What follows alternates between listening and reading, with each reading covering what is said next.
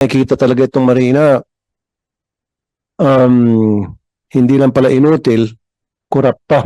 Nangyari doon sa ginawa niyong investigation, yung aksidente ng nangyari sa Lady Mary Joy. Ilan yung patay doon?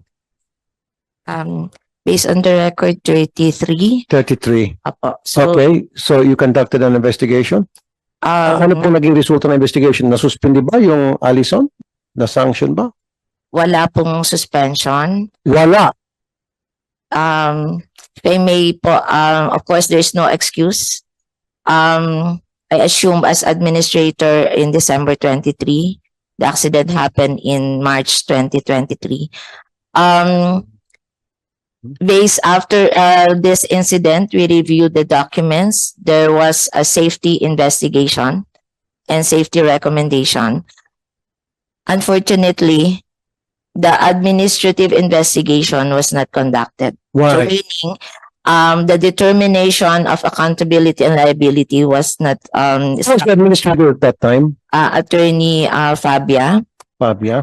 So now I have started the administrative process as well for those assigned to conduct the administrative. Administrator, ma'am, I want cases filed, criminal cases filed against those inspectors, the investigators, the people that investigated yung aksidente sa Lady Mary Joy.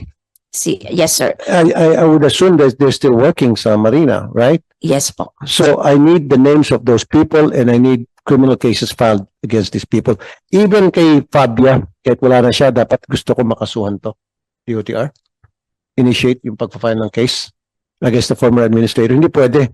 Kita mo, hatang nalagyan si Fabia, nasampal ng pera to, siguro tinapalan yung mukha nito ng salapi. Kaya pinalusot.